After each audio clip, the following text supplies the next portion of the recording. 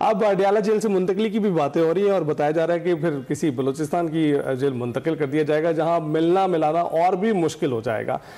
ये भी कहा जा रहा है कि बहनों से मुलाकात नहीं करने दी जाएगी, लेकिन बहनें जो हैं वो जाकर धरना दे रही हैं। आमिर साहब साथ हमसे बात कर लेते हैं। जी आमिर साहब, आप सुन पा रहे हैं? आपकी आवाज हम तक नहीं आ पा रही। जी असल में ये बना हुआ है कि कोई नेट के इसमें फिश आ गई है। जी जी जी आमिर साहब, बिल्कुल ऐसा शार्क आ गई है, लेकिन अब हम आपको सुन पा रहे हैं। आप बताएं कि शहर इक़्तिदार का कैसा मौसम है? वैसे तो सर्दी है, मौसम खुश्क है, लेकिन सियासी दर्जा हरारत कहीं और जाता हुआ दिखाई दे रहा है। जी बिल्कुल, देखें रात जब इतनी देर से आपने देखा कि वाटर कैनन यूज करना पड़ा, लोग तो बहुत थोड़े थे इमरान खान की हमशीरा के साथ, लेकिन एक इशू ये है कि जब वो मुलाकात बता दी गई थी, एक टाइम था अपनी जगह पे मुलाकात, बहनों का भी हक है कि वो मुलाकात कराई जाए, लेकिन इशू ये बनता है कि आप कैसे करेंगे इस मामले को हल। जब आपकी मुलाकात पिछले मंगल को इस यकीन दहानी पे हुई कि आप इसे सियासत के लिए इस्तेमाल नहीं करेंगे, तो फिर आप कैसे दूसरी बात कर सकते हैं जब आपने ट्विटर पे इतना खतरनाक पैगाम दिया है, DGISPR को आके बोलना पड़ा उसके ऊपर। तो अब आपको ये देखना होगा कि या तो आप कोई ठोस यकीन दहानी कराएं, आपकी सियासी क़यादत करें, लेकिन अगर आप सिर्फ इस वजह से बैठेंगे कि हमारा राइट है और फिर रास्ता भी ब्लॉक करेंगे, लोगों का कारोबार भी बंद होगा। मैं बिल्कुल इस बात से नहीं इनकार करता कि उनकी मुलाकात नहीं होनी चाहिए, लेकिन फिर ये पैरामीटर जो इमरान खान साहब ने खुद तय किए थे उनके मुताबिक होने चाहिए, क्योंकि इन्होंने ये काम बहरहाल किया था। आलम नजीर तारड़ बार बार कहते थे कि हम एफिडेविट दे के बॉन्ड भर के जाते थे कि हम बाहर आके सियासी बात नहीं करेंगे, और हम उसको पूरा करते थे और वो सिर्फ बतौर वकील जाते थे।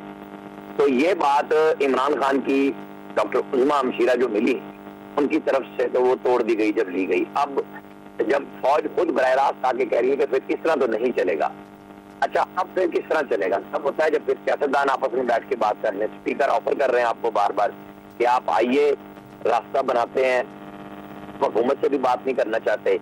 तभी कुछ कहते हैं इमरान खान साहब ने चकदई साहब को और राजा नासिर अब्बास साहब को इख्तियार दिया कि वो बात करें। अब जब वो बात करने के लिए शर्त लगाते हैं कि पहले हुकूमत जाए, स्पीकर को हटा दें, तो फिर किस तरह काम चलेगा?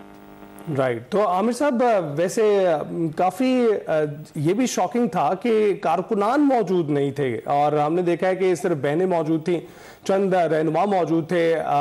जो कारकुनान की एक तादाद कहा जा रहा था कि बहुत सारे लोग वहाँ पर मौजूद होंगे, कोई 400, 500 या 600 के करीब जो है वो लोग जो है वहाँ नजर आए, और बैरिस्टर गोहर भी कुछ देर के लिए आए और फिर वहाँ से चले गए थे। अच्छा, मैं ये कह रहा हूँ बात के जब आप देखते हैं 50-60 रह गए और रात सारी गुजर गई है, तो पुलिस ने वो वाटर कैनन इस्तेमाल किया। अब उसके बीच में शाहिद खटक जो पार्लिमानी लीडर भी हैं, वो इमरान खान की हमशीरा को बचाते हुए जो रिपोर्ट हुआ हमारे यहाँ, तो वो नाले में गिर गए और उनकी टांग टूट गई। उसकी सर्जरी की भी फोटो आई हुई है। ये कोई अच्छे मनाजिर नहीं है, चाहे वो किसी सियासतदान के हों, फैमिली के हों, या कोई क्रिमिनल की फैमिली हो। अब इमरान खान को सजा हुई है, अपनी जगह पे है, लेकिन इसका हल पीटीआई की क़यादत को निकालना है। जब फौज ने वाज़े तौर पे आके कहा कि आप सियासी बयानिए के लिए, और वो बयानिया इस्तेमाल होता है इंडिया और अफगानिस्तान में, आप फौज के सरबराह को नहीं कहते। बुनियादी तौर पे उनका इस्तदलाल था कि ये फौज में और अवाम में दरारें डालने की कोशिश थी। तो ऐसे में बजाय पार्टी के सीनियर सियासतदानों को आगे आने के, आप मंगल को फिर इस्तेमाल करने लगे। मैं बार बार कह रहा हूं कि ये उनका हक है, लेकिन उस हक को उस तरह इस्तेमाल करें जैसे जेल मैनुअल है, पैगामात लाएं, आप पैगाम दें अपनी पार्लिमानी पार्टी को, सियासी क़यादत को।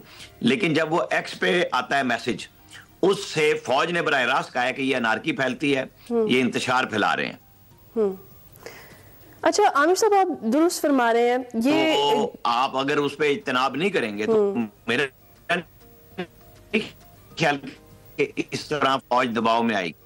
ठीक है। अच्छा आमिर साहब, आप दुरुस्त फरमा रहे हैं कि ये इमरान खान साहब ने अपने वक्त में ये तय किया था कि इस तरीके से सियासी मुलाकात जो है वो नहीं होगी, और बाहर आकर एफिडेविट जिस तरह से आपने कहा कि आज़म मजीद तारड़ ने भी खुद भी जिक्र किया, लेकिन ये उस वक्त भी दुरुस्त नहीं था, ये अब भी दुरुस्त उस तरह से नहीं है कि फैमिली की मुलाकात जिस तरह आप कह रहे हैं कि वो ज़रूर होनी चाहिए लेकिन एहतियात के साथ होनी चाहिए और बाहर आकर कोई सियासी पैगाम नहीं देना चाहिए। आपको क्या लगता है, क्या अब हुकूमत ने डिसाइड कर लिया है कि अब अटल फैसला है, बस अब मजीद कुछ नहीं होगा, कि पॉइंट ऑफ नो रिटर्न पर हैं जो मौजूदा हालात है? अगर हम देखें तो बज़ाहिर ऐसा ही लगता है। तो हुकूमत और पाकिस्तान तहरीक इंसाफ के दरमियान कोई ब्रेक थ्रू नियर फ्यूचर आपको नजर आ रहा है, या फिर अभी हालात मजीद वर्स हो जाएंगे? और उसमें आप ये समझे कि जो आप और हम बात कर रहे हैं, क्या उनकी सियासी क़यादत भी ये सोच रही है? क्या इमरान खान की फैमिली को मुकद्दम रखना है और उनसे बात जो की गई और डॉक्टर उज़्मा को भेजा गया, फिर जवाबन जो सियासत शुरू हुई और बराह रास्त आर्मी चीफ पे हमला हुआ इमरान खान के एक्स हैंडल पे, तो ये बात पहले तो पार्टी के अंदर और फैमिली के अंदर होनी चाहिए ना कि क्या हम इमरान खान से मुलाकात करना चाहते हैं। राना सनाउल्लाह ने तो बड़ा खुल्लम खुला कहा कि इमरान खान ने फैमिली उमूर पे तो कोई गुफ्तगू ही नहीं की, वो सिर्फ सियासी इंस्ट्रक्शंस दे रहे थे। और जाहिर है कि जेल मैनुअल में भी मौजूद है कि एक तो इंटेलिजेंस का इल्जाम लगता है, दूसरे इस तरह की मुलाकात खुफिया नहीं होती, बल्कि वो ऑफिसर भी बैठते हैं, सिपाही भी बैठते हैं सामने कि मुलाकात में क्या हुआ। हम इस बात को छोड़ दें कि कैसे हुआ, लेकिन राना सनाउल्लाह तो ये कह रहे हैं कि ये सिर्फ सियासत और इंस्ट्रक्शंस पे थी। तो ये इंस्ट्रक्शन जब ट्विटर पे आई हैं, वहां से बहुत सीखपा हुए लोग मुसलसल वो जो कुछ इनकी बहनों ने कहा कि इमरान खान ने तो बहुत सख्त पैगाम दिया था, हमने बड़ा माइल्ड किया, और उस माइल्ड के ऊपर जब ये रिएक्शन एक मुसलसल इमरान खान की तरफ से, जबकि 29 दिन के बाद ये मुलाकात हुई थी, वो वहीं खड़े थे, तो फिर ये रिएक्शन आया स्टेट की तरफ से, हुकूमत की तरफ से कि फिर मुलाकातें बंद। अब इस बंद मुलाकात को खोलने का किरदार कौन अदा कर सकता है? क्या वो लोग अब कर सकते हैं जिन्होंने पहले ये हमशीरा को इजाजत लेके दिलवाई, यानी स्पीकर ने? तो उनके तो पल्ले कुछ नहीं रह जाएगा इस तरीके से कि भाई आपकी तो ये बात मानते ही नहीं है। तो फिर अब असद कैसर, बैरिस्टर गौहर जो बड़ी अच्छी गुफ्तगू कर रहे हैं, बैरिस्टर गौहर वगैरह, क्या ये जुर्रत करेंगे इमरान खान के पास जाने की? क्योंकि इतलात ये भी है कि इन्हें भी ऑफर की गई थी कि आप मिल लें, तो उन्होंने कहा नहीं, सिर्फ फैमिली को मिलवा दें। अब फैमिली के बदले में ये मैसेज आया जिसकी बुनियाद पे ये एक हफ्ता हो गया, 4 दिन हो गए, मुसलसल एक पॉलिटिकली प्रेशर बना रही है पीटीआई, और जवाबन उनकी तरफ से कुछ एक कदम आगे 2 कदम पीछे। लेकिन जब मंगल को नहीं हुई थी और मुलाकात नहीं हुई, लेकिन फिर वो जो धरने की सूरत थी उसमें गवर्नमेंट समझती है कि ये लोगों को कुमक के लिए बुलाना चाहते हैं। अब लोग अगर नहीं आ रहे, या दिन में 400-500 लोग थे, 300 लोग थे, और रात को वो चंद दर्जन रह गए, उसमें तो पीटीआई की अपनी क़यादत का है कि इनके अपने पार्लियामेंटेरियन भी उस तादाद में मौजूद नहीं है। तो इनको सोचना चाहिए कि सियासी हिकमत अमली को तब्दील करें। मेरी नजर में इमरान खान की रिहाई या उससे मुलाकात के लिए तो उन्हें कुछ सियासी रास्ता अपनाना होगा, प्रेशर वाला रास्ता भी नहीं बन रहा। और जो बातें इन्होंने की उससे स्टेट भी नाराज हुई, फौज ने बराह रास्त आके गिला किया, और फिर हुकूमत ने फैसला किया कि हम नहीं मुलाकात कराएंगे। राइट। तो आमिर साहब, अभी जो गवर्नर केपी हैं उन्होंने कहा है कि खैबर पख्तूनख्वा की सूरत हाल पर विफाक को नोटिस लेना चाहिए और आइन में गुंजाइश मौजूद है गवर्नर राज की। तो आपको लगता है कि इस वक्त गवर्नर राज की तरफ जा रही है सारी सूरत हाल?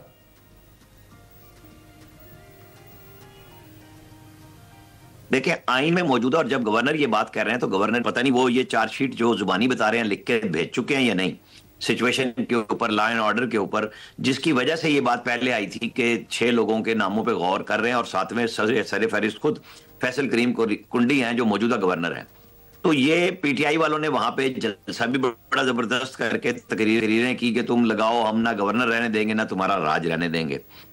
उसके बाद कुछ धीमापना पार्लियामेंट में नजर आया हमें कि वहां पे इतना शोर नहीं किया गया।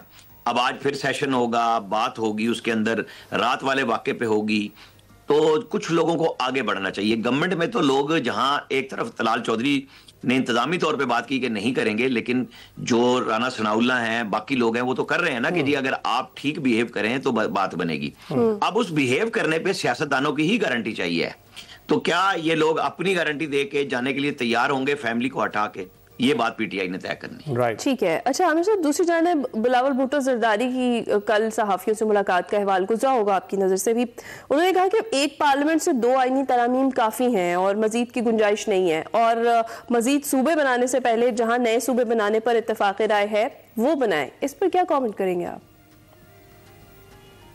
अब देखें, ये बिलावल भुट्टो का सियासी हक है, जैसे पीटीआई का सियासी हक है वो एहतजाज करे। बिलावल भुट्टो ने 2-3 चीजें डिफ्यूज की हैं।